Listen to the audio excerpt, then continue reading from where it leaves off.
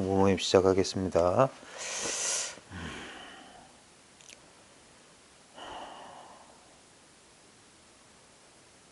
요즘 저 코로나 사태 때문에 사람들이 이제 본의 아니게 뭐 사회적 거리두기니 그 다음에 또 감염에 대한 여러 가지 걱정, 불안 때문에 이제 집에 있는 시간이 좀 늘어나고 사람들하고 이제 만나고 그런 일들이 좀 적다 보니까 요즘 뉴스 보니까 이제 사람들의 뭐 우울증이니 스트레스, 불안이 뭐 늘어나서 정부 차원에서도 그런 심리적인 문제를 위한 정부 차원의 뭐 지원을 한다, 심리 지원, 뭐 여러 가지 서비스를 제공한다. 그런데 이게 뭐 코로나 사태 때문에 경제가 어떻다, 뭐 이런 경제에 대한 걱정도 참 중요한 먹고 사는 문제와 관련된 중요한 얘기지만 이제 우리 공부하는 사람 입장에서 보면은 사람이라고 하는 거, 생명이라고 하는 게 이게 그 얼마나 소통이 중요한지 서로 이렇게 이 소통을 해야 되는데 이 고립되고 단절이 이렇게 길어지게 되면 우리 분별의식, 인간의식에 좀 특이한 것 중에 하나가 뭐냐면 인간만이 이 고등지능을 가진 그 인간만이 그런 상상을 하거든요. 이 상상. 우리가 보통 생각이라고 하는 게 대부분 상상이잖아요. 있지 않은 과거에 대한 생각이든 미래에 대한 생각이든 눈앞에 멀쩡한 어떤 현실을 보고 있으면서도 있는 그대로 현실만 받아들이는 게 아니라 거기다 이제 상상을 더해서 해석하거든요. 근데 이제 우리의 이 상상할 수 있는 능력, 생각할 수 있는 능력, 우리 소위 말해서 이 분별심인데 이 분별하고 뭐 없는 것을 막 상상해내는 능력이 지금 놀라운 인류 문명을 창조하기도 했지만 이것이 뭐냐면 없는 것들을 그걸 이제 허망한 생각, 망상이라고 하는데 우리 인간은 기본적으로 망상 기계예요. 근데 이렇게 고립되고 단절됐을 때 문제가 뭐냐면 망상이 자꾸 늘어나는 거예요. 망상이. 예.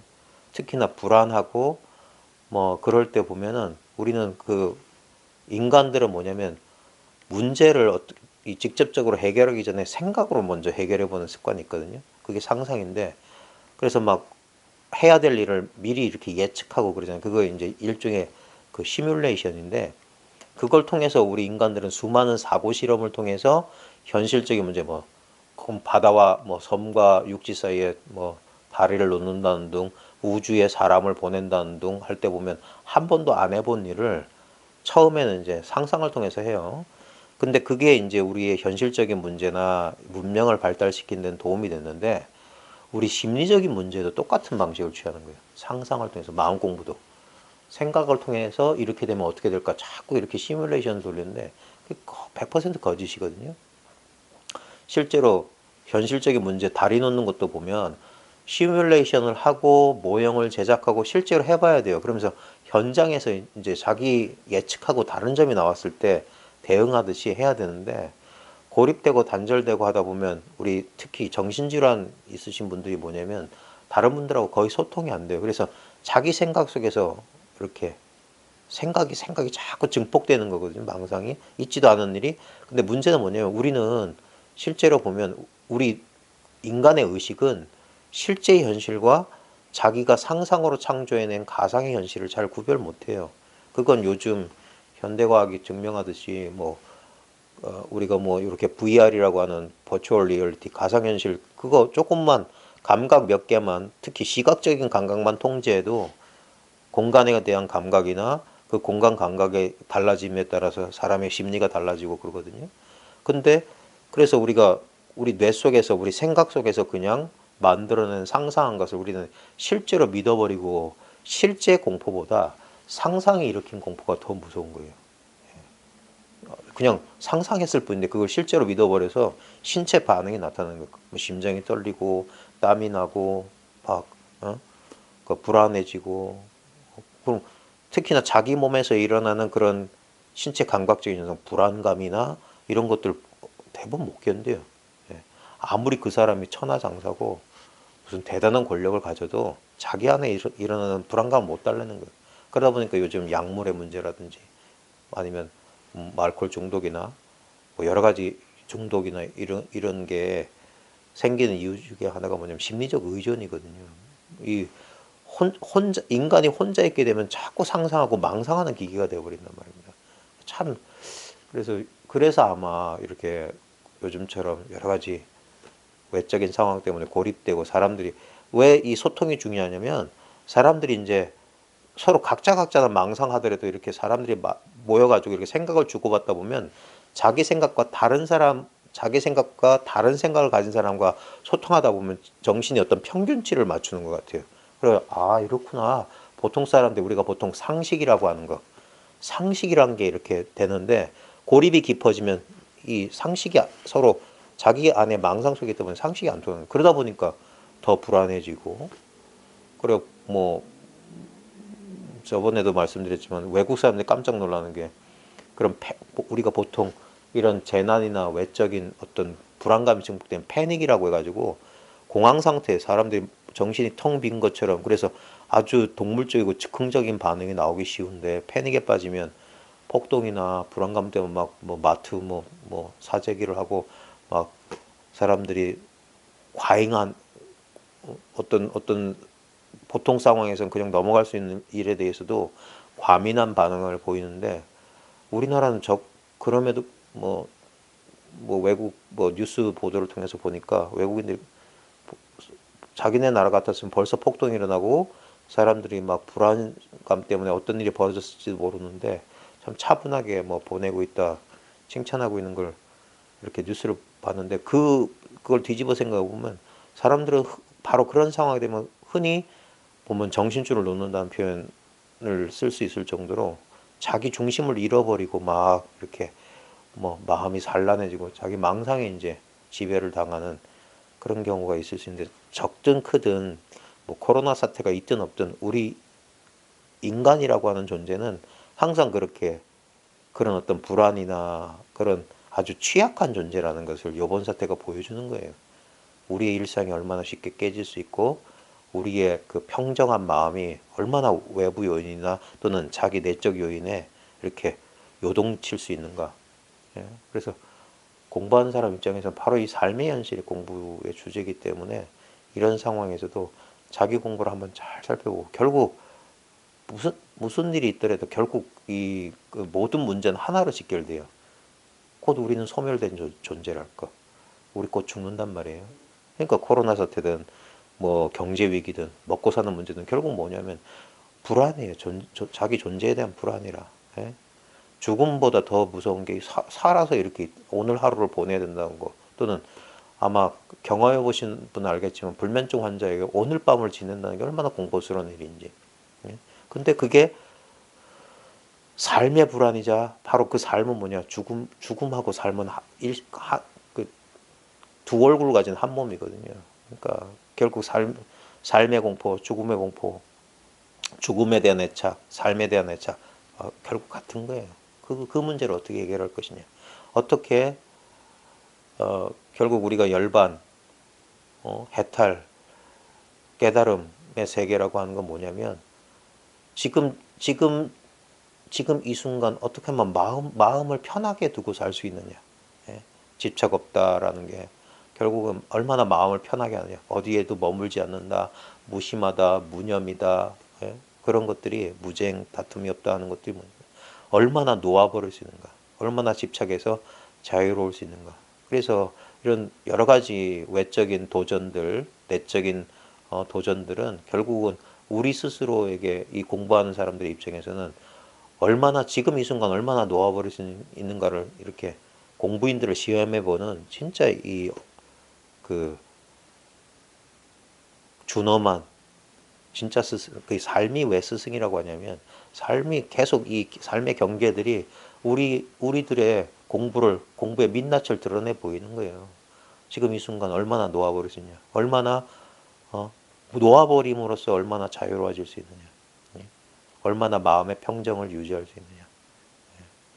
자, 오늘은 조금 제가 개인적인 그 문제가 있어가지고 조금 짧게 해야 되기 때문에 책 내용부터 조금만 하고 일찍 끝내도록 하겠습니다.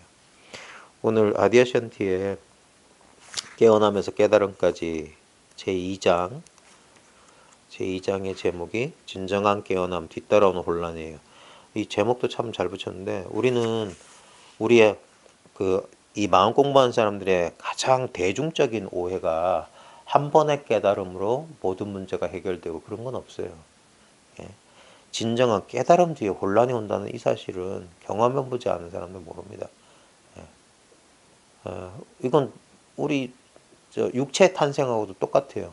어머니 뱃속에서 평온한 상태에 어떤 상태를 유지하던 존재가 어머니 배 바깥으로 현실 생활 속으로 나올 때 우리 크게 울면서 손발을 버둥거리면서 이렇게 태어나거든요. 어디에도 갑자기 그 평온이 깨지면서 낯선 환경에 던져진 존재가 어딘가 생존하기 위해서 버둥거리는 주먹을 꼭 쥔 채로 온몸을 웅크린 채로 나타나요. 엄청난 혼란 속에 엄마 뱃속에서 못 느꼈던 그 너무나 눈부신 빛, 시끄러운 소리들, 그 다음에 맨날 엄마 체온 속에 양수 속에서 따뜻하게 보온받았는데 춥고 배고프고 탯줄을 통해서 씹지도 숨 쉴 필요도 없었던 존재가 갑작스럽게 생존이라고 하는 엄청난 현실의 부담감을 느꼈을 때 우리 얼마나 두려웠습니까?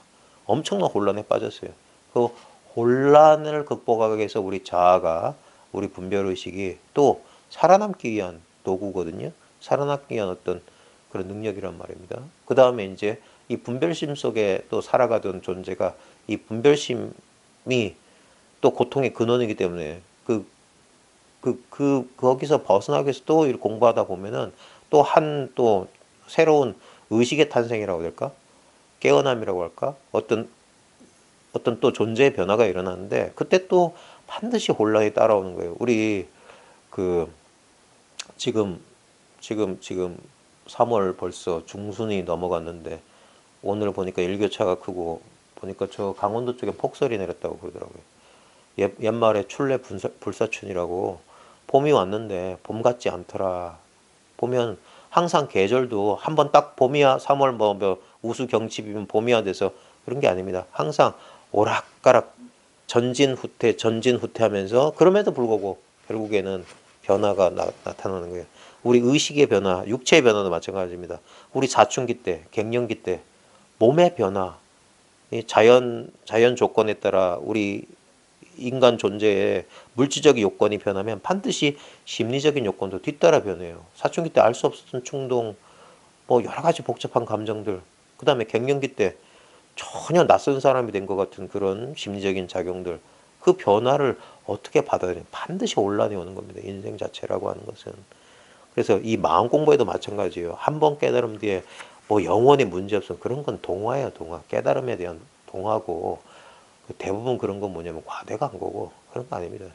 깨달음은 딱 부러지게, 똑 떨어지게 말하면 지금 당장 이 순간이 깨달음이에요.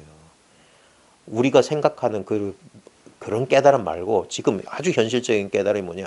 이 사실에 대한 깨달음이에요, 이 사실. 이 사실을 억지로 말하자면 지금 이렇게 살아있다 이거예요. 이것 떠나서 진이 돈이 그 헛소리예요. 예? 지금 이 살아있는 게 내가 하는 게 아니에요. 예? 그래서 다른 전통에서 이걸 영원한 생명이라고 했단 말이에요. 영생이라고요. 나의 개인적인 생명이 아니라고요.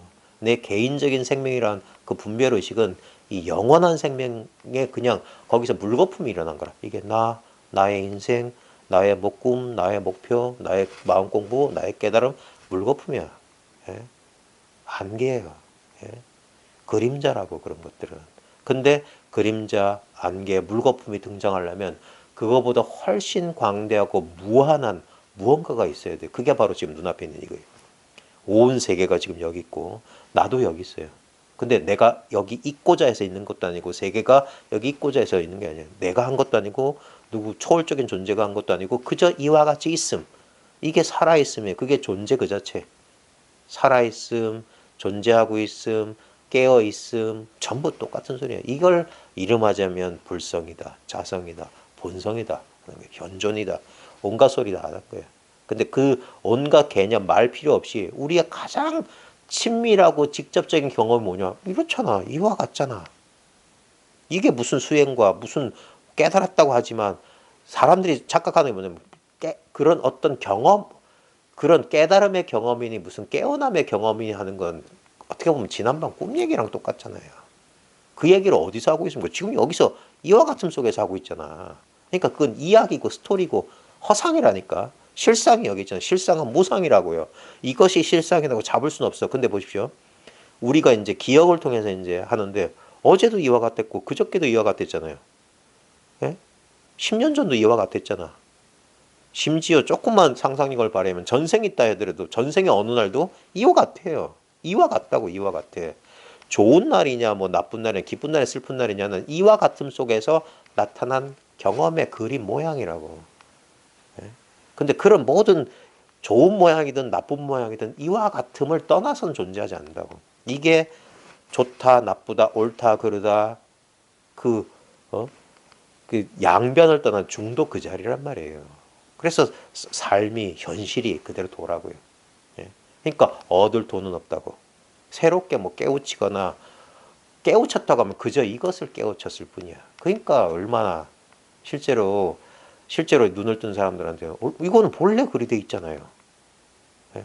내 의지와 노력을 통해서 얻는 게 아니라고. 더 얻을 수도 없고 이게 부증 불감 아닙니까? 예? 이게 불생불멸 아니에요? 이와 같고 이와 같아요. 모든 사람들이 똑같이 경험하고 있어. 예? 자기의 감각 기관이라고 하는 수단을 통해서 뭘 특별하게 느끼고 그런 게 아니에요. 어떤 느낌이든 이와 같음을 떠난 게 없어요. 이게 무념무상이라고 아무 모양이 없고 아무 생각이 아니라고. 그럼에도 불구하고 부정할 수 없는 현실이라. 왜 부정이 지금 여기서만 부정이 일어나잖아. 그러니까 여기서는 시비 그런 게 선악 다 떨어져 나가는 거예요. 그렇다고 해서 그런 막행 막식하냐?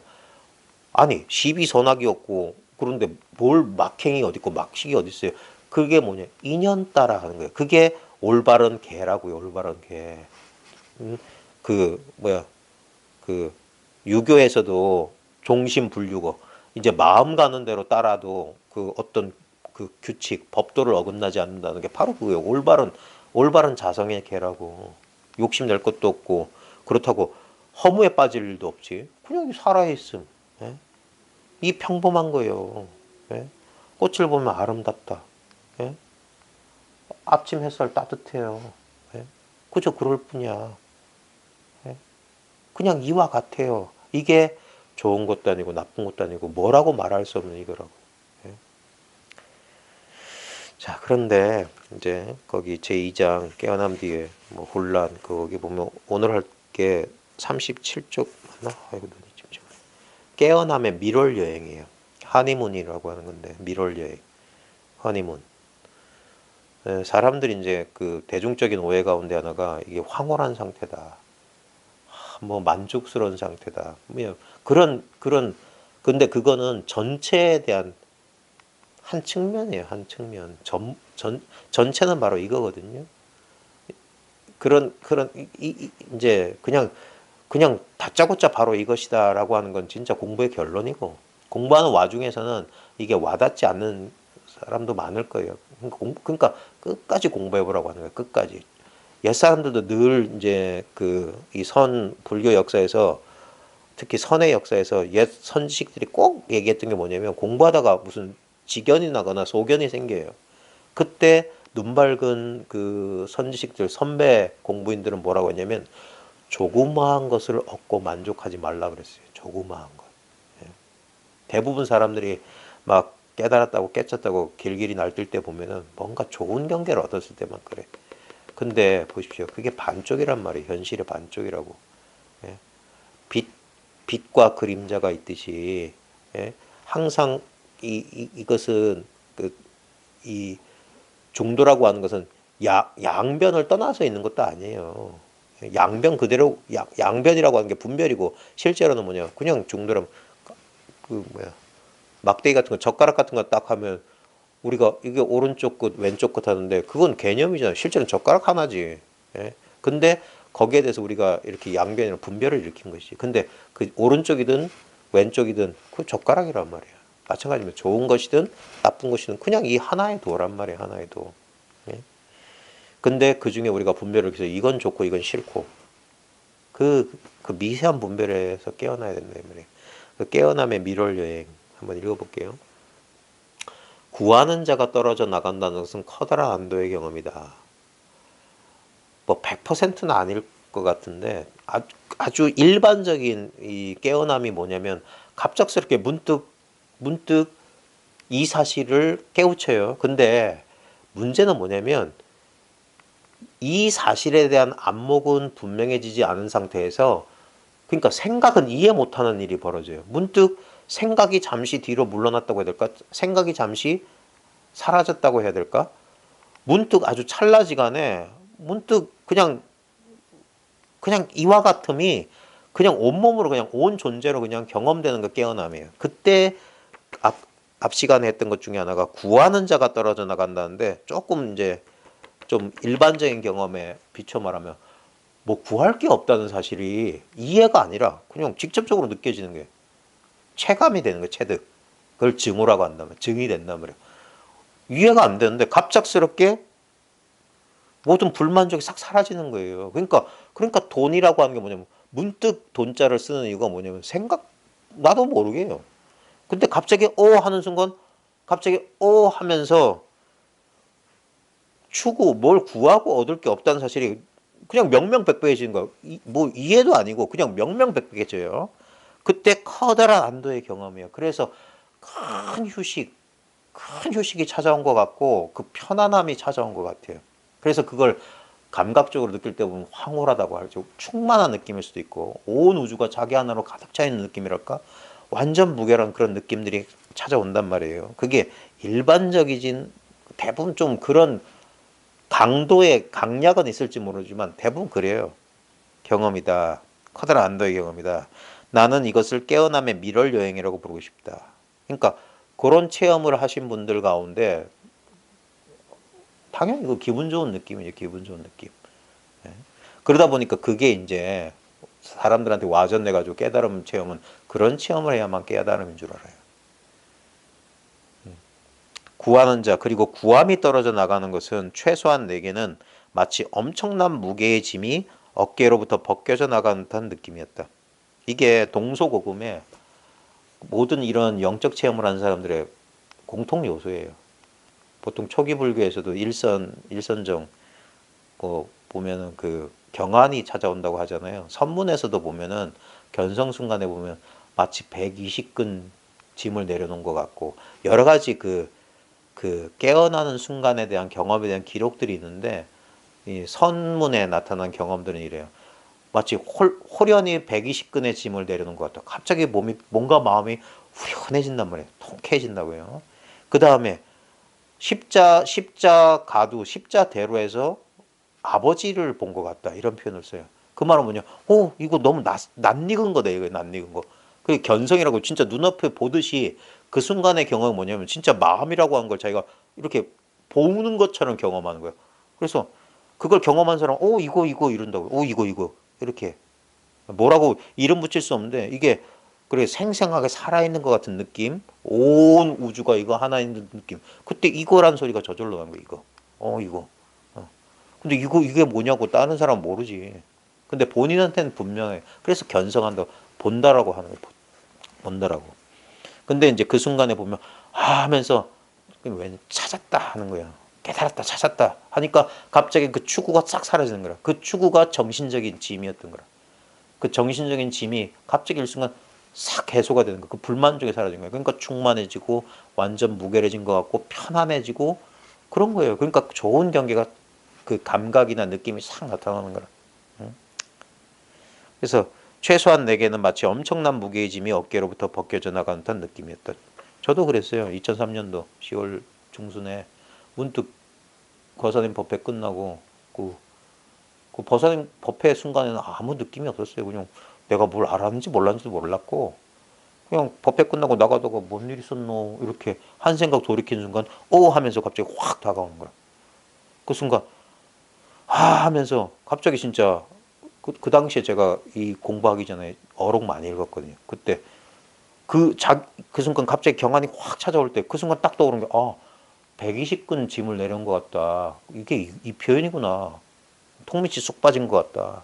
뭐 후련해진다는 게 진짜 뭔가 나도 모르게 꽉 온 존재를 꽉 내 온 몸과 마음을 꽉 채우고 있던 콘크리트 같이 꽉 채우고 있던 무언가가 싹 녹아난 것처럼 싹 사라진 것처럼 경안이 찾아온 거예요. 그러니까 진짜 죽었던 사람이 소생한 것 같지. 그런 표현이 있거든요. 선문에서도. 죽은 사람이 소생한 것 같다. 진짜 확 진짜 살아나는 거예요. 대사 1번.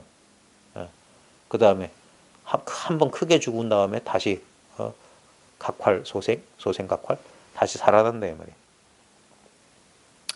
최소한 내게는 마치 엄청난 무게의 짐이 어깨로부터 벗겨져 나가는 느낌이었다. 이런 느낌. 근데 이 느낌, 근데 요 느낌에 집착하면은, 근데 요 느낌은 반드시 생겨난 거기 때문에 잠시 머물다가 변하고 사라지는 거예요.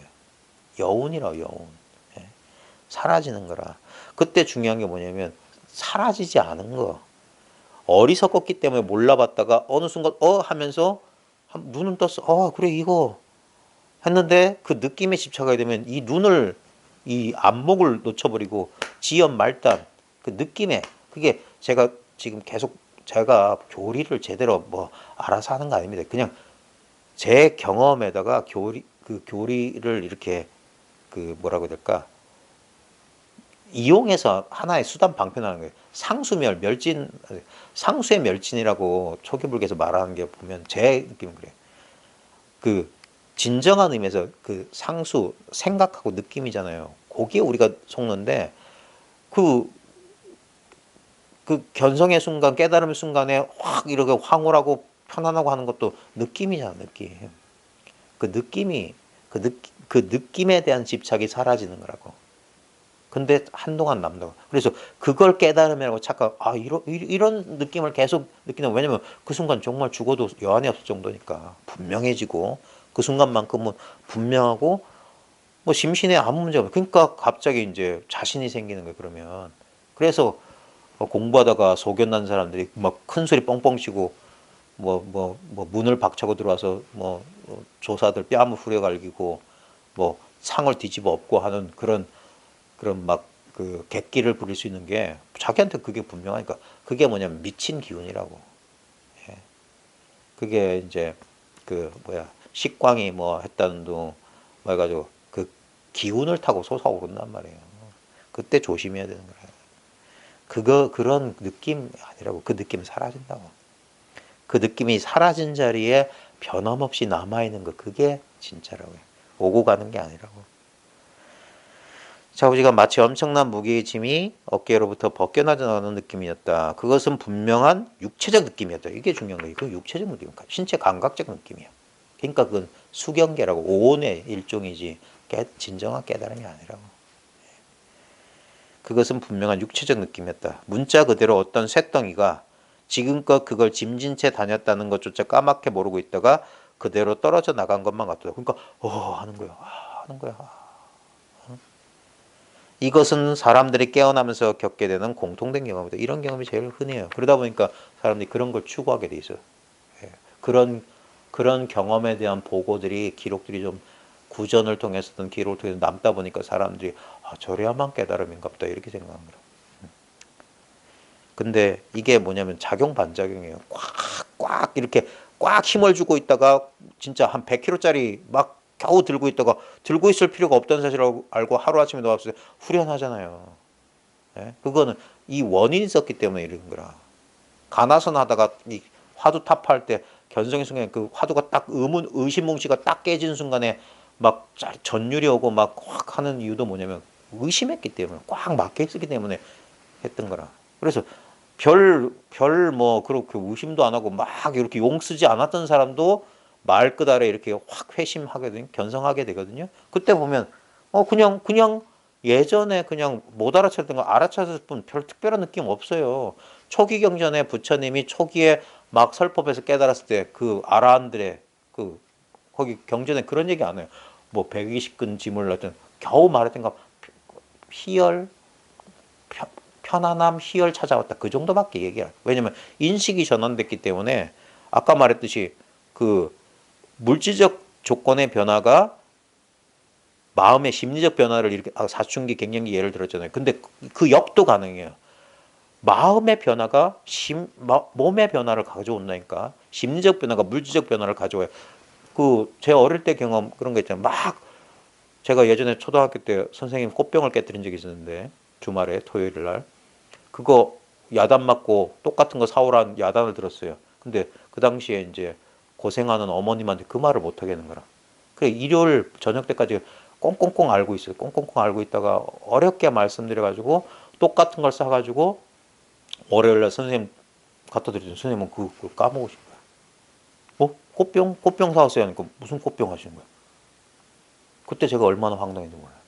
나는 그것 때문에 토요일 낮부터 저녁 어머니한테 그거 털어놓을 때까지 그냥 꽃병 사가지고 신문지 또 깨질까봐 꼭꼭 싸서 다음날 학교까지 들고 와서 했는데 선생님 전혀 신경 안 써요. 그 순간 내 불안 걱정했던 게 문득 사라지고 막 하고 있다가 어떤 것을 탁 생각해내거나 막 그랬을 때 심리적인 그 막혀있던 게 딱 했을 때 몸의 변화가 나타나니까 막 편안해지고 안심이 되고 막 걱정하고 있다가 한순간 뭐 막 합격해야 되는데 하다가 전화해서 딱 합격했으면 막 하늘을 날아갈 것 같이 그러잖아요. 그런 거라. 그런 게 어찌 깨달음이겠어요. 그래서 이 사람이 그런 거야. 그 육체적 감각이다. 근데 그러니까 견성 체험이라고 하는 거, 그 자꾸 이상한 체험을 견성 체험이라고 오해하면 안 된단 말이에요. 그런 거 100만 번 해도 눈이 열리지 않으면 아무짝에 쓸모없어요. 결국은 그 체험을 한 사람들의 공통된 그 뒤에 나오는 오류가 뭐냐면 다시 그 체험을 반복하려고 한다니까. 예. 꼭 그런 체험 속에 있어야만 그건 조건적인 거잖아요. 조건적인 거. 그러면 깨달음은 완벽하지가 않아. 불의가 아니에요.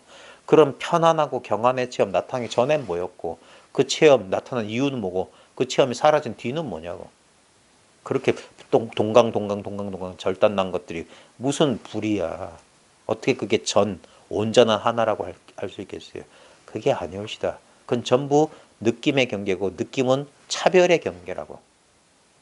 그건 모양이 있는 거야. 그러니까 좋다 나쁘다 하는 거야. 무상이라고 그랬다. 없을 무자에 모양상자. 이건 모양이 없는 거예요. 모양이 없는 거. 예. 무상 본연 삼매라고. 모양 없는 본래 그러한 마음의 평정 상태. 그게 지금 눈앞의 현실이라고. 여기서 우리가 자기 내면에서 또는 외부의 시끄러운 인연 때문에 놀래가지고 패닉에 빠지기도 하고 그래서 그렇죠. 실제로 뭡니까? 이게 무너집니까? 허공이? 지금 이 순간 아무 문제가 없다는 소리가 이거예요. 자기 혼자 안에서 끌고 바깥에서 끌고 있어서 그렇지. 아무리 끌어도 지금 이렇다고. 그 그림자, 아지랭이 피어나는 거랑 똑같은 거예요. 실제로는 아무 일이 없다고 하는 거예요. 예전에 라즈니 씨 책 제목에 아마 책 좋아하시는 분들은 이거 많은 일이 그리고 아무 일도 이런 책 제목이 있으세요. 그게 바로 이 현실의 모습이에요. 많은 일이 일어난 것 같아. 근데 가만히 돌이켜보면 아무 일도 일어난 적이 없어요. 또 이와 같고 이와 같고 이와 같아. 예. 인간적인 수준에서 보면 너무 비정한 얘기일지 모르지만 예? 사랑하는 가족이 죽고 재난이 일어나고 별일이 있잖아요. 빈부격차, 눈물이 쏟고. 근데 보십시오. 그 반복해서 일어나는 일들이에요. 인간의 역사 가운데 단 1초도 그렇지 않은 날은 없었어요. 항상 두 개로 갈려서 계속 반복해 왔던 거예요. 바로 그 순간, 그 순간마저도 이렇다고.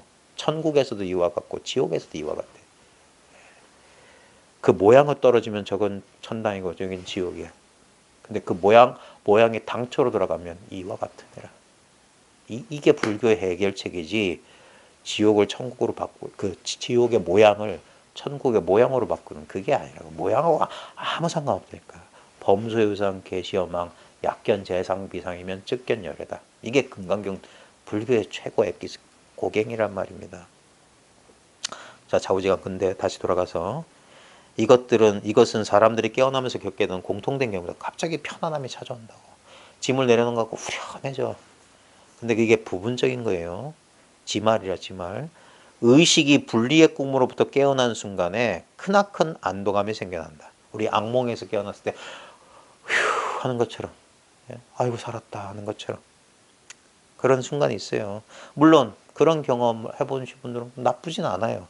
근데 그건 하나의 경험이었다는 사실을 분명히 아셔야 됩니다. 그 다음에 그런 경험이 없다고 막 그러신 분들 너무 그러지 마십시오. 그런 경험을 100만 번 하든 한 번도 못 하든 이 눈앞을 놓치면 안 돼. 예. 지금의 경험이 중요한 거예요. 지금 이 경험을 말하는 것이지 다른 때 다른 경험, 옛날 경험, 2003년도 10월 중순의 경험을 말하는 게 아니라고. 지금 이 순간 이 경험이라고. 그때 그 경험도 이 경험을 떠나서 따로 있지가 않아요. 네. 결국 그 모든 것들은 무상의 법칙을 못 벗어나요. 다 사라질 거예요. 결국 뭐가 남겠냐 이거예요. 네. 그냥 눈앞에 또 하루가 나와 세계가 이렇게 펼쳐지는 이 분리의 꿈이 계속된다고. 예. 세간상은 상주한다고. 법의 자리를 벗어나지 않듯이 세간상의 모습도 늘 그 세간상의 모습을 상주한다고. 그게 법이라고. 예.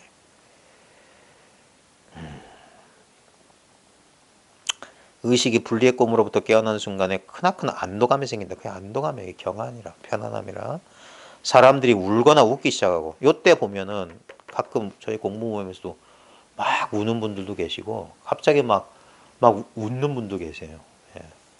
갑자기 막 뭐라 그럴까 그 예전에 저 수덕사의 해암 노스님이 그런 얘기를 했어. 그 염화미소 그 공안에 대해서 세존이 영산에서 꽃을 들어보니까 아난이 그 밑에 있던 아난이 웃었는데 파한 얼굴을 쪼갰단 말이에요. 쪼갤 파자거든요. 우리 경상도 말에 씩 웃는 것을 쪼갠다 그래요. 쪼갠다. 파한이라는 소리야. 파한 미소할 때 그 마하가섭이 미소했다고 그러죠. 그것을 그 해암노스님이 뭐라고 했냐면 돌아가신 수덕사 해암노스님이 비웃음이었다 그랬어요. 예. 그게 이제 조금 이 공부에 대한 힌트예요. 이게 진리를 깨달았는데 그게 왜 비웃음이냐 이게 왜 비웃음이냐. 그건 이제 공부하시는 분들이 나름대로 해석해야 돼요. 그게 비웃음이었다.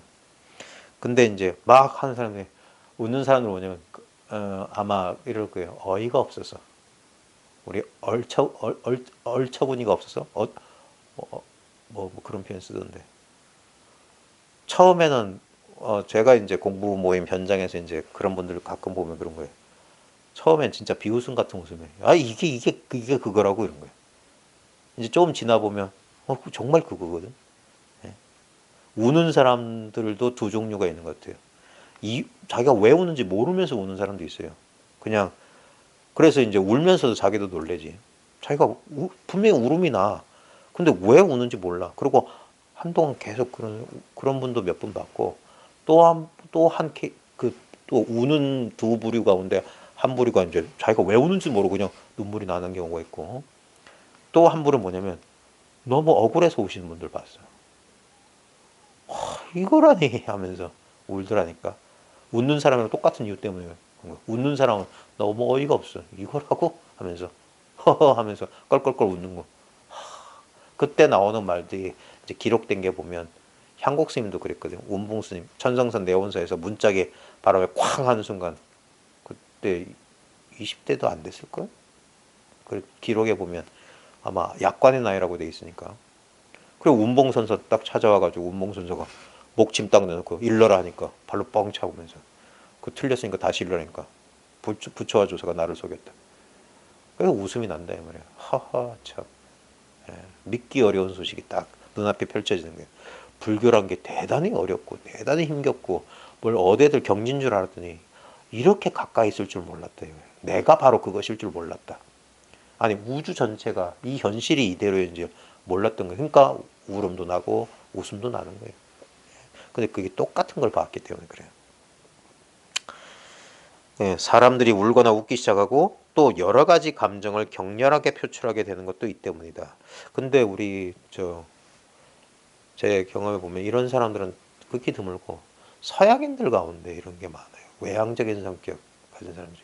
감정 표현을 이렇게 잘 억제하지 않았던 사람들은 막 껄껄껄 웃거나 그런 경우 막 이렇게 격렬하게 표현하는 분들이 많은 것 같아요. 우리 한국 이 유교 문화권에 있는 한국인들 가운데서도 조금 외향적인 성격을 가졌던 사람들이 이런 경험을 할 때 감정을 막 좀 격렬하게 표현하는 것 같아요. 대부분은 뭐냐면 그 내성적인 사람들이 그러지. 분명히 그런 감정들을 느끼거든요. 근데도 내가 왜 이러지 하면서 그냥 입 다물고 그냥 조용히 이렇게 넘어가요. 대부분. 이 때문이다. 그들은 마침내 꿈꾸는 상태 밖으로 빠져나오게 되었다는 사실에 안도하는 것이다. 이건 나중에 해석이에요. 처음엔 몰라요. 그냥 그 순간 그 경험을 통과할 뿐이야. 지나갈 뿐이야. 격렬하게 지나가든 미지근하게 지나갈 그 당시엔 잘 몰라. 항상 후득지. 지혜는 뒤에 얻는 거예요. 지견이라고 하면 뒤 따라 붙는 거지. 그 순간은 지견이 없어요. 그러니까 약간 뭐가 뭔지 모르지. 예.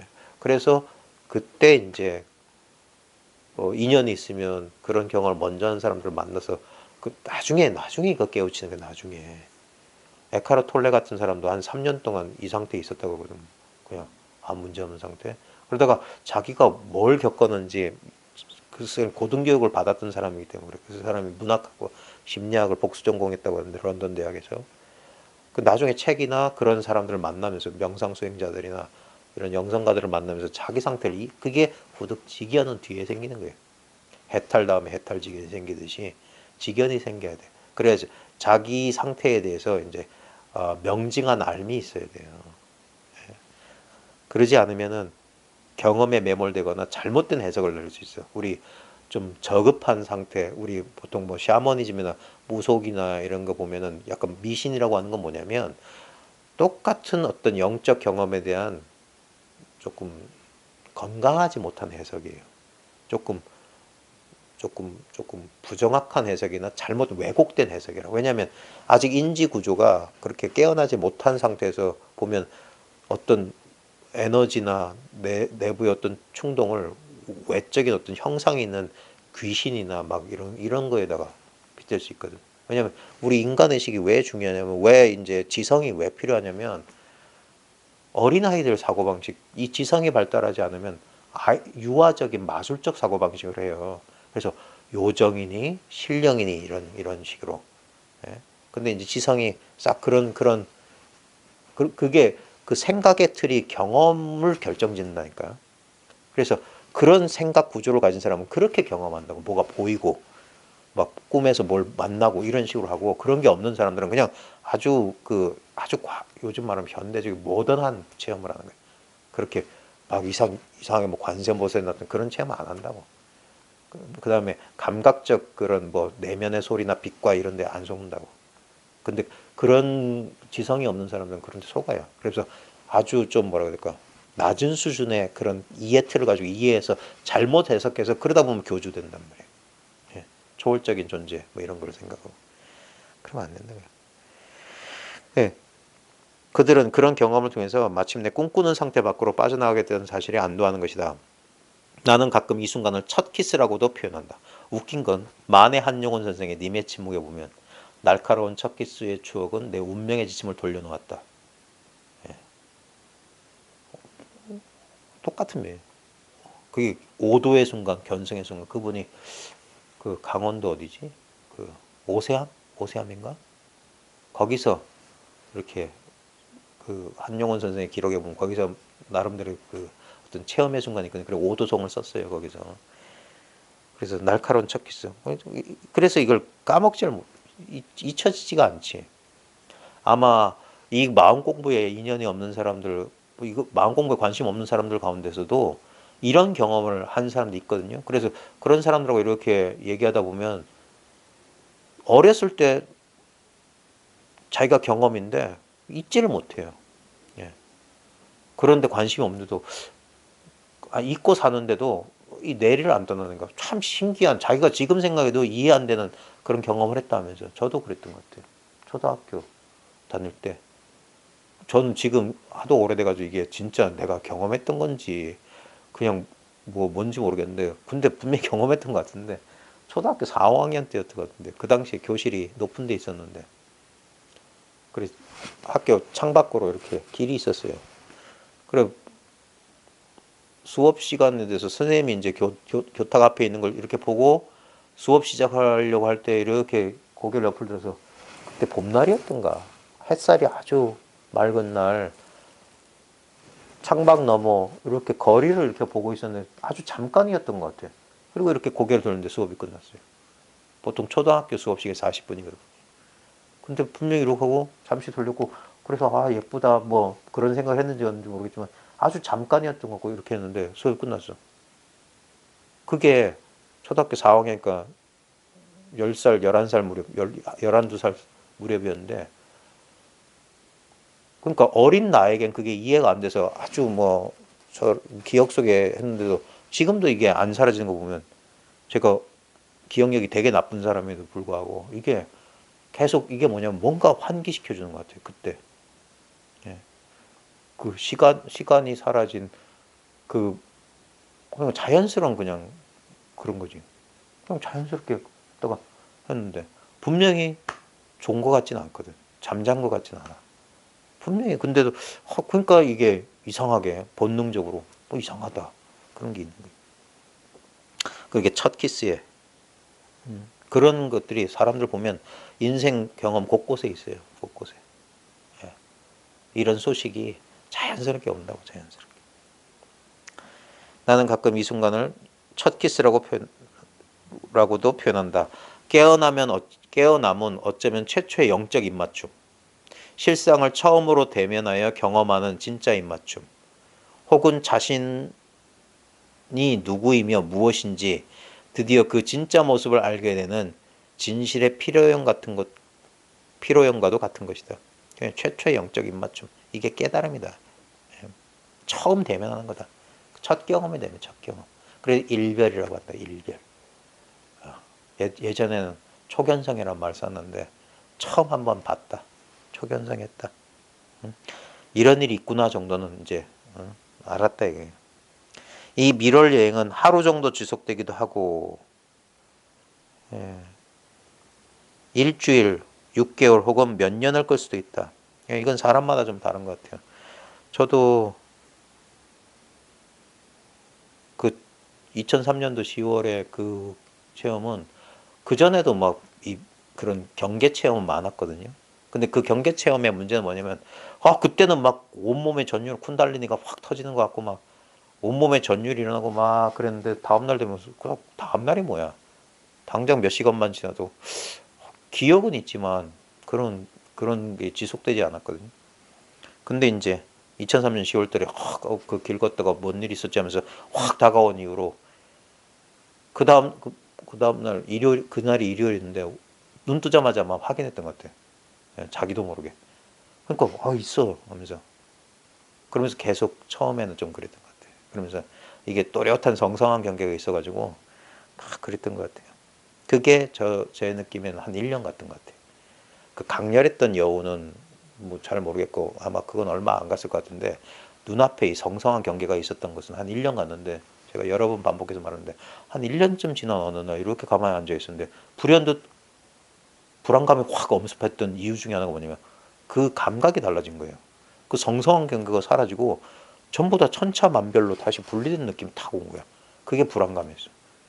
그 성성한 경계 속에 있을 때는 아무 불안감이 없었고 제 인생에서 완전히 뭐라고 해야 될까 기억조차 없는 그 순간이에요.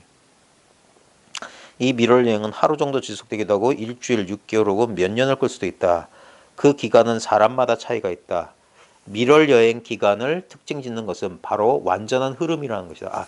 이것에 보면 이 흐름이라고 했는데 이게 아마 플로우라고 되는데 이분이 원문이 아마 플로우일 거예요. 확인 안 해봤는데 이걸 흐름이라고 하는데 FLOW 요걸 요즘은 몰입이라고 번역합니다. 흐름이 아니에요. 완전한 몰입이에요. 이 상태. 여러분의 존재, 여러분의 경험 안에는 어떠한 저항도 없다. 우리 완전히 몰입해 있을 때 보면은 진짜 얼음 빙판 위에 뭐 스케이트 미끄러지듯이 쫙 저항 없이 나가거든요. 그거 언제 경험하냐면 발등에 불 떨어졌을 때 있잖아요. 그럼 잡념이 뒤로 싹 넘어가요. 교통사고 일어나기 직전에 사람들 그런 경험 많이 한다는데 시간이 천천히 슬로우 모션으로 싹 지나가는 것 같아요. 운동선수들 컨디션 좋을 때 보면은 막 손흥민 선수 같이 막 골문 앞에서 막 빠르게 움직이면서도 그게 천천히 막 느껴지고 야구 선수 같은 야구공이 뭐 수박만하게 보이고 그러면서 또렷해진단 말이에요. 각성 상태가 일어나요. 그게 몰입이에요, 몰입. 예. 유명한 과학자 예술가들이 어디서 창의성, 천재성을 빌려오냐? 몰입 상태에 들어간 거예요. 왜 천재가 단명하냐면 그 몰입 상태는 지속되면 에너지를 고갈시켜요. 그래서 빨리 죽어. 예. 그래서 그 몰입 상태에 계속 들어가 있으면 안 된다니까. 그래서 이게 사라지는 거예요. 그 상태에 있으면 사람 죽어요. 그 예전에 그 인도의 표현을 보면 깨달음 상태 속에 있으면 사람 죽는다는 소리가 그거예요. 예. 절대 그 확 몰입 상태에 있으면 일단 생활이 잘 안 되고, 여러분의 존재, 여러분의 경험 안에 어떤 저항도 없다. 몰입 상태야. 모든 것이 그저 흐르고 있다. 삶은 하나의 흐름이며 모든 것이 자기 의지를 가지고 생겨나는 것만 같다. 모든 것이 저절로 되어가고 있고, 여기 되어가고에 따옴표 쳤어요. 절로 되어가고 있고, 분리된 존재로서의 나가 하는 것은 아무것도 없다는 것을 경험적으로 알게 된다. 그러니까 불보살 가피라는 소리가 날 정도로 신기하게 모든 일이 척척척 저절로 풀려가고, 아무 고민도 없고 아무 뭐 마음의 장애도 없고 현실도 거기에 호응을 해주는 것 같고, 그러니까 거기에 깜빡 미치는 거야. 아, 네, 다 공부 끝났다. 나 다 깨달았다. 이런 심정이 딱 오는 거야. 예. 그래서 그 밑에 가장 깊은 의미에서 이 미럴 여행은 완전한 절대 무저항의 경험이다. 그래서 이거 경험한 사람은 여기에 대한 집착이 남는 거라. 아, 그때는 좋았는데 하는 거야. 이 무저항 안에서 삶은 놀랍고도 아름답게, 그리고 거의 마술에 홀린 듯이 흘러간다. 제가 예전에 그런 표현을, 그 체험하고 한동안은 구름을 걷는 것 같았다 그랬어요. 구름을. 진짜 천상을 사는 것 같았어. 뭐 평생을 괴롭히던 저의 그 심리적 문제가 온전히 사라졌어요. 사람마다 정도의 차이는 있겠지만 제가 젊은 시절에 가졌던 심리적 문제는 뭐냐면 자기 비하, 자기 비관이었어요. 나는 왜 이러지? 나는 항상 불만족이었고 불안했고 그랬던 것 같아요. 그래서 막 뭔가를 찾았고, 그러다 어느 순간 확 이게 전환해 오니까 확 그런 편안함이 와요. 왜냐면 그 고통의 강도만큼 반대가 오는 거니까. 그래서 극심한 고통 속에 있는 사람들 가운데 이게 확 전환이 크게 오는 사람이 많다고요. 체험이 큰 사람들이. 근데 그래서 그 순간 보면 이 무저 안에서 삶은 놀랍고 아름답게, 그리고 거의 마술에 홀린 듯이 흘러간다. 진짜 꿈꾸는 것 같았어요. 한 1년. 그러니까 난 그때 어떻게 살았는지 기억도 안 나요. 분명히 살았을 텐데. 생활하고 가족 생활하면서 직장 생활했을 텐데 기억이 전혀 없어. 어떻게 살았는지. 어떤 일이 일어날 필요가 있을 때 정말 그 일이 일어난다. 요게 이제 사람 미치는 거예요. 요게 이제 요 경험을 잘못 활용하면 현실 재창조니 뭐 이런 소리 한다고. 풍요를 불러오고 건강과 부를 어쩌고 저쩌고. 그게 아니에요. 근데 어떤 일이, 그러니까 마음 먹은 대로 다 되는 것 같고 그래요. 정말 그 일이 일어난다. 실제로 무엇을 결정하지도 않았는데 제때 결정이 내려진다.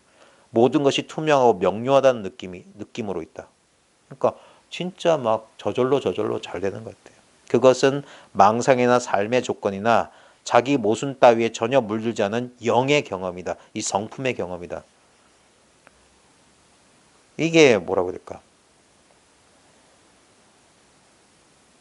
이것 때문에 사람들이 혼란에 빠지는 거예요. 이걸 경험한 사람들은 혼란에 빠져요.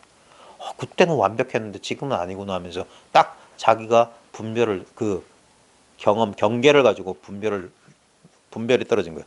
그때 어떻게 되냐면, 그때 그 좋은 경계를 깨달음, 그렇지 않은 걸 깨닫지 못함. 그때는 얻은 거, 지금은 잃어버린 거, 이렇게 두 조각을 내버려요. 그게 깨어남 뒤의 미혹이라고.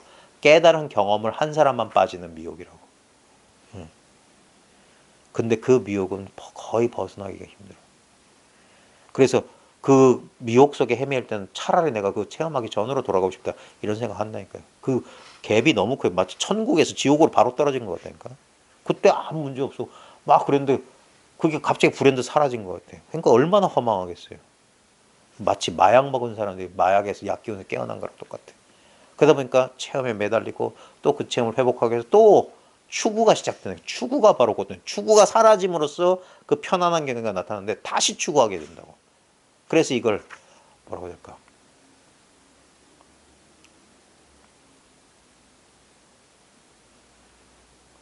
이걸 뭐라고 표현을, 진짜. 근데 그건 꼭 필요한 거예요. 왜냐면 그래서 고락, 그 두 경계를 동시에 맛보면서 거기서 깨어나야 돼. 그러니까 처음에 그거 가지고 그래서 초견성이랬던 그거 가지고 안 된다고 하는 거예요. 예. 그다음 보리말하는 이유가 뭐냐면 그 보호임지라고 하는 거 그 안목을 보호하고 그 진이라 이거지 지키란 말이지 어떤 체험 내용을 꽉 붙잡고 그건 아니야. 그건 집착이지. 예? 그것은 망생이나 삶의 조건인 자기 모순 따위에 전혀 물들려는 영 한바탕인 이 성품의 경험이다. 이 흐름은 이 몰입은 찰나의 경험일 수도 있고 한순간 쫙 그럴 수도 있어요. 한 몇 초, 몇 시간 그럴 수 있어요. 혹은 더 길게 지속될 수 있다. 근데 1년 이상 끄는 사람, 막 몇 년씩 그런 사람 별로 없는 것 같아. 그럴 수는 없어요. 그냥 자연스럽게 이게 사라지게 돼 있어요. 나타난 것은 사라져. 감각 경험은 반드시 변해. 의식의 상태는 반드시 변합니다. 의식의 상태는. 우리 하루만 보더라도 깨어있음, 꿈, 깊은 잠. 이 의식 상태가 변하는데 외부 조건에 따라서 변하는 거고 내면의 신체 조건에 따라서 변하잖아요. 이유 없이 우울해지기도 하고 이유 없이 즐거워지기도 하고 계속 변하는 거예요. 근데 어떤 모양이든 그 범소유상 계시허망이라 물은 모양이 있는 모든 것은 허망하다. 예? 그거를 깨치는 거란 말이에요. 그 모양 없는 것을 보게 되고 느낌 없는 것을 느끼게 되고 알미 없는 것을 알게 되는 거예요. 이 흐름은 찰나의 경험일 수도 있고 혹은 더 길게 지속될 수도 있다. 어떤 이들은 이 미럴의 힘에 휩쓸려 한동안 아무 일도 못하게 되기도 하고 아까 말했던 에카르 톨레도 한 3년 동안 공원 벤치에서만 멍하게 지냈대. 또는 천장암의 그 경허순서 같은 경우에도 천장암이 들어가서 잠만 한 1년 이상 잠만 잤다. 예, 누더기 이가 들끓는 누더기 있고 참 계속 잠만 잤고 그랬다 이게. 뭐 토굴 속에 들어가서 뭐 세상에 안 나오고 뭐 보냈다 이런 식의 표현 쓰는 거예요. 아무 일도 못하게 되기도 하고 지복 상태 속에서 일주일, 한 달 혹은 몇 년을 보내기도 한다. 예. 그래서 뭐 석가모니 같은 경우에도 그 깨달음 뒤에 그뭐 3, 7일을 보냈다던가 그러면서 이렇게 뭐 관조하면서 이렇게 연기를 순간 역관했다. 이런 식의 표현도 썼고 그 은은한 열반의 즐거움, 깨달음의 즐거움을 즐겼다는데 그래요. 일주일, 한 달 혹은 몇 년을 보내기도 한다. 옛날에는 이런 경험을 하게 된 사람들은 자신을 이해해 줄 수 있는 수도원 등 안전한 곳을 찾아갔다. 이 보호를 받았다 이 말이에요. 그리고 쾌적하고 조촐한 방에 안내되어 홀로 그 과정을 거칠 수 있었다. 그들은 자신에게 알맞은 장소를 제공받아 주변 사람들의 이해를 받고 정상인 대접을 받으며 깨어남을 경험할 수 있는 행운을 누렸던 것이다. 근데 예전에도 그러진 않았던 것 같아요. 예전에도 오히려 오해받고 그랬던 것 같아요. 참 그래서 깨닫기는 쉽지만 그 깨달음 지키기는 어렵다. 그랬던 거예요. 세파 이 현상세계 여러 경험 속에서 근데 그런 문화권들이 있잖아요. 그 깨어난 사람들을 이렇게 존중해주는 문화권, 인도 문화권 이런 데서는 우리나라도 그런 면에서는 그런 문화권이라고 할 수 있는데 근데 이제 여러 가지 편견, 선입견 때문에 그게 다 그런 혜택이 돌아가는 건 아니고 일부 이제 막 유별난 수행자들이나 유별난 출가자들에 한해서만 그런 것 같고 특히 세속에서 제가에서 공부하는 분들은 이런 보호나 이런 건 애초에 기대하기가 힘들어요. 예, 그리고 꼭 그래야만 되는 거 아니에요. 이 마음 공부에 대해서 절대적인 믿음이 뭐냐면 우리는 공부가 잘못될까 막 공부하는 도중에는 그 걱정하거든요. 내가 제대로 가는 건지. 그래서 자꾸 확인하려고 하고 점검하려고 하는데 근데 이제 절대적으로 확신해야 되는 게 뭐냐면 이미 구현돼 있어요. 이미 다 완성돼 있어요. 전부 그건 공부 도중에 생각이 일으키는 불안감이라. 그걸 이겨내야 돼. 그 용기를 진심을 가지라는 이유가 그거예요. 용기를 가지라는 이유가 절대 잘못될 리 없어요. 진짜 공부에 대한 간절한 순수한 발심을 가진 사람은 제대로 됩니다. 그리고 제대로 과정을 거쳐간 것 같죠. 나중에 자기 그 공부가 나름대로 내가 공부를 끝냈구나, 공부를 끝마쳤구나. 내 공부라고 하는 게 자기 스스로 안목이 싹 선명해진 순간 있어요. 그 순간 딱 보면 애초에 이 공부는 완성됐다는 걸 딱 압니다. 그게 정말 신기한 체험이에요. 도중에는 분명히 시부도처럼 공부가 점차적으로 나아지는 것 같죠. 근데 딱 돌이켜보면 공부는 본래 완성돼. 그러니까 도노돈수 또는 무오 무수 소리가 절대 나오는 거예요. 깨달음도 없고 닦음도 없다. 예. 문득 깨닫고 문득 다닦아 마친다 이런 소리도 다 그 과정 겪어보니까 끝에 가서 그 소리가 본래 그리 되었구나. 본래. 그래서 이 차별 법문, 차별 언구들이 싹 회통이 되는 거예요. 분명히 점차를 말하기도 하고 막 돈법, 전법이 따로 있는 것 같은데 점차적인 과정이 있는 것 같고 한 방에 끝나는 것 같은 게 아무 모순 없이 딱 통일되는 거예요. 자기 경험을 통해서. 그러니까 제가 도노 점수가 그대로 도노 돈수다 하는 이유가 그거예요. 도노 점수를 해서 점차적인 것처럼 공부를 해보면 딱 자기 스스로 공부 완전히 이건 본래 그리 돼 있다. 그래서 깨닫고 나면 깨닫기 전과 동일해진다는 말이 무슨 말인지 딱 안다니까. 이거는 깨달음이란 모양하고 아무 상관이 없는 거예요. 진정한 깨달음 모양이 없다는 소리가 진짜 깨달음을 말하는 거예요. 순간적인 경험이나 어떤 경계가 유지되는 거 그거하고 아무 상관없는 거예요. 그게 바로 지금 다만 이것이다. 지금 이것이다 하는 그것이에요. 그게 깨달음의 결론이라니까. 그냥 이것이야. 예? 뭘 어떻게 하고 말고가 애당초 불가능한 거예요. 아, 해도 되고 안 해도 돼. 그러니까 자유라고 하는 거예요. 네가 아무리 그러건 인간의 노력이 가다울 수가 없어. 신성 불가침의 영역이라. 이게 성역이라고. 이게 디바인, 성스럽단 말이 그거예요. 이거는 내 노력하고 아무 상관없어. 본래 그리 돼. 본래 구원받았습니다. 본래 완전합니다. 본래 구족되었습니다. 본래 성불했습니다. 소리가 바로 지금 이거라는 소리야. 이게 안 되면은 항상 노력 이원성에 존재한다고. 여기서 인간적인 모든 그 욕망 이런 게 떨어져 나간다고. 왜? 뭐 손댈 수가 없어. 예? 그곳은 부처도 못 간다는 소리가 바로 이 자리란 말이에요. 뭐 어떻게 할 수가 없는 거예요. 그러니까 무집착이라. 어떻게 다툼이 없어. 그러니까 내려놓고 받아들이고 뭐 이런 소리밖에 못 하는 거야.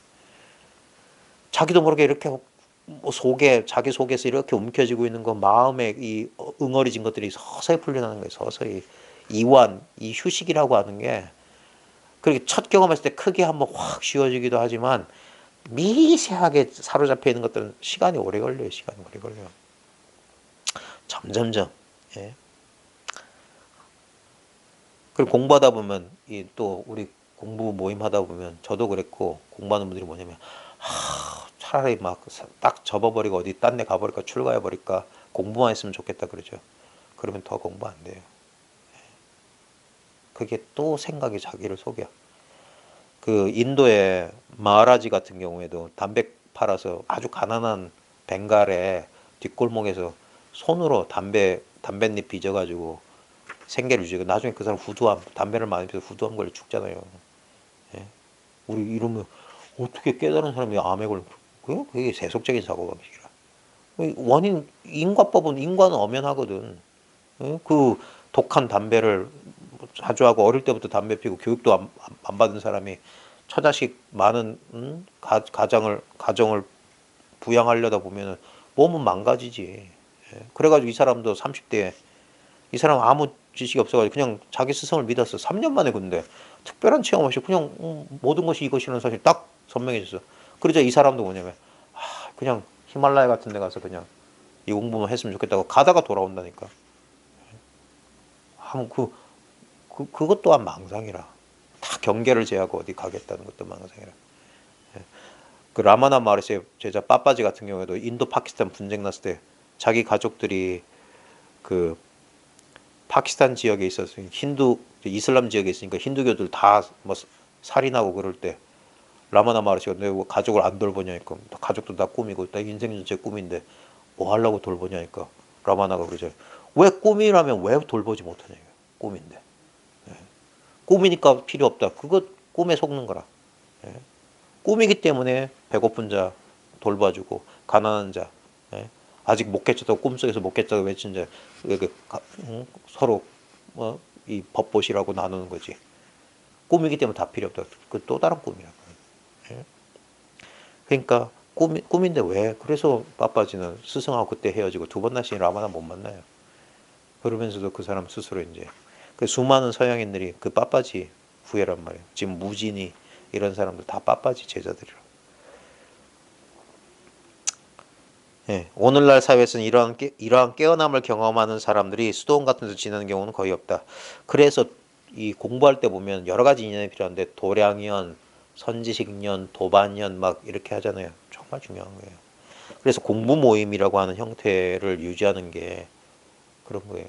이 공부하는 사람들이 이해받고 어디 가서 보통 이 공부에 관심 없는 사람들은 이런 데 관심이 없거든요. 이게 이러, 왜 유별난 사람 취급받냐면 전혀 세상을 보는 눈, 인생을 바라보고 가치를 판단하는 눈이 달라졌기 때문에 그래서 그 속인 뭐 세속적 자기도 세속이지만 세속적인 안목을 가진 사람들하고는 잘 소통이 안 돼요. 그래서 되게 외로움을 느끼는 경우가 많은데 그럴 때 필요한 게 같은 관심을 가지고 같은 안목을 가진 사람들. 그러니까 이 소통이 되지. 아까 말했듯이 고립돼 있으면 망상한다니까. 혼자 공부하면.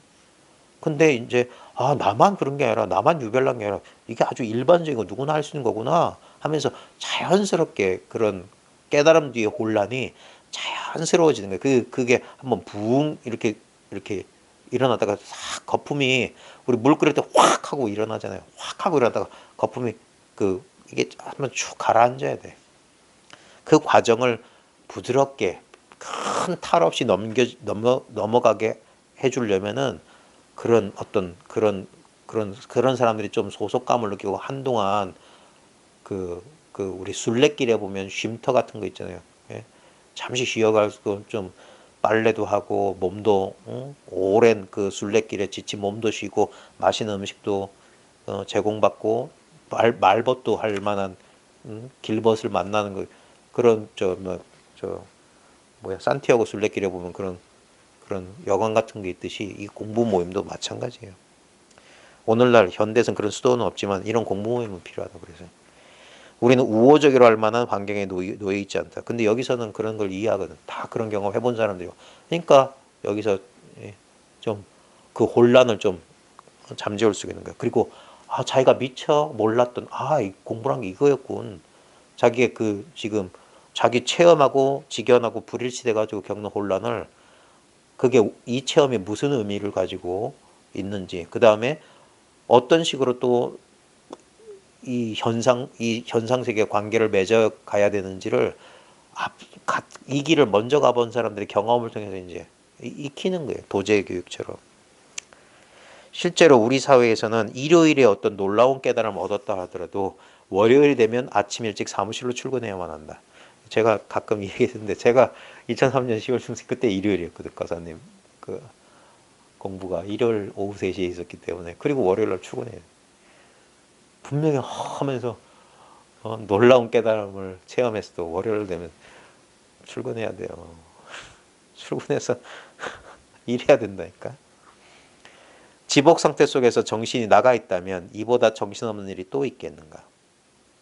그러니까 하고 멍해 있으면 안 된다 이 말이에요. 하지만 이것이 우리가 지금 처해 있는 상황이다. 그렇죠. 현실을 인정해야 돼요. 대부분의 현대인들은 몇 달이고 동굴 안에 앉아서 모든 일이 저절로 풀릴 때까지 세월을 보내는 호사를 누리지 못한다. 예전에 그랬어요. 대부분 전통적인 공부 방법은 탁 제자가 깨쳐가지고 탁 이래. 그러면 너 그 옛사람들은 뭐냐면 대가 깨쳤을 때 원호가 뭐 했냐면 너 다른 일 하지 말고 내 밑에 서기해라. 그 문서 같은 거나 하면서 복잡한 일 안 시키고 딱 자기 주위에 딱 뒀다고요. 고봉스님도 숭산스님한테 3년 동안 아무 말 하지 마라. 예? 그 다음에 뭐 어떤 스님도 토굴 속에 들어가서 대중 속에 있던 애 공부 배리겠다 해가지고 혼자 토굴 속에 들어가 버렸다. 그냥 완전히 일체를 쉬어버리고. 근데 현대 사회 생활하는 사람들이 일체를 쉬어버리고 몇 달씩, 몇 년씩 쉴 수가 있나. 또 분별 속에 살아가요. 그러다 보니까 이걸 깨치면 반작용이 일어나거든요. 반작용이 뭐냐. 이렇게 막 현실에 막 이익 막 먹고 살고 여기에 추구하면서 염증이 그게 출리심, 속세를 벗어나고 싶은 마음이 딱 생겨요. 근데 이제 그것은 이제 벗어날 수가 없잖아요. 물론 자기 결단에 따라 뭐 인연이 되는 사람은 옷 갈아입고 저 나가거나 아니면 다 쉬어버리고 그런 사람이 이제 산에 들어가 살아버리고 그런 사람 그런 인연이 되지만 제가 봤을 때 아마 10명 중에 8명 이상은 그렇지 못해요. 그냥 살던 대로 살아갈 수밖에 없어. 예? 그러니까 그런 호사를 못 누린단 말이에요. 우리가 사는 세상 형편의 이러하니 어떤 이들에게는 힘든 도전이 될 수도 있는 것이다. 그래서 혼란을 겪게 될 수도 있다는 얘기가 뒤에 이제 펼쳐집니다. 문득 깨어났지만 아직까지 그것이 완전히 체화되기까지는 시간이 걸려요. 그래서 이치는 문득 깨달았어. 근데 그게 현상적으로는 완전히 체화되지 않은 상태를 그걸 건해. 마른 지혜라고 한다. 해오라고 해요. 그 상태가. 예, 그 상태에서 이것이 완전히 존재 그 자체로 삶 전체로 우주 전체에 돼야 돼. 옛 선사들이 표현할 때 개천개지. 하늘을 덮고 땅을 덮었다. 그게 불이거든. 불의를 증득해야 된다고 해요. 나머지가 없어야 된다고. 하나의 지견이 아니라 그냥 삶 그 자체가 되기 때문에 아무런 지견이 없어. 근데 삶에 아무런 모순이 사라져야 되는 거야, 모순이. 그래서 그런 상태야말로 뭐냐. 배고프면 밥 먹고 목마르면 물 마시고 아까 말했던 그 몰입 상태. 너무 성성하고 생생해가지고 생명력을 소진시키는 그런 확 이런 상태가 아니라 진짜 자연스러운 무위자연의 그런 상태. 그래야지만이 온전히 명을 보존하면서도 이 속에서 살아난단 말이에요. 이 속에서 살아가지. 안 그러면 막 이렇게 깨어있는 상태. 그러면 안 돼. 예전에 백은해학 같은 경우에도 일본의 임재정 중공주 백은해학도 갑작스럽게 폭발적인 깨달음을 경험하고 신경쇠약에 걸렸어요. 그리고 그 사람이 이제 그 도가 수행자를 찾아가서 연단법이라 해가지고 그 상기 일종의 신경쇠약 상기에 걸렸던 모양이야. 그래 막 잠도 못 자고 막 들떠 있는 상태를 연소법이라고 하는 이 기운 내리는 방법을 써가지고 이렇게 잡았다는 얘기가 있거든요. 아디아샨티도 이 사람도 자기가 깨달음 이후에 막 요 뒤에 나올 거예요. 이 기운, 에너지 그 문제를 다스리기 위해서 침도 맞고 그랬다는 얘기가 있어요. 저랑 저 릴라 선생도 태극권이나 했던 이유, 국선도는 태극권 했던 이유 중에 하나도 마찬가지 그런 그래서 성명상수라고 이렇게 사람들이 하는데 그 조심해야 되는 게 어디까지나 이 근본과 지말을 분명해야 됩니다. 항상 근본은 바로 지금 이거예요. 예. 여전히 몸, 기운, 에너지, 막 현실 생활의 풍요로움, 건강 이런 것 따진다면 그게 세속적 욕망이에요. 실체에 대한 아직까지 밝지 않은 거라. 이거는 경계하고 아무 상관이 없어야 돼요. 모든 모양에서 벗어나는 거고. 그러니까 진짜 깔끔한 공부는 어렵다고 하는 거예요. 대부분은 뭐냐. 여전히 뭐가 이렇게 순도가 떨어지는 거예요. 24K 99.9%가 안 돼요. 14K 막 이렇게 된다고. 아니, 제일 나쁜 건 맥기지. 겉에만 금칠이고 속은 납덩어리면 아무짝에 쓸모없는 공부고.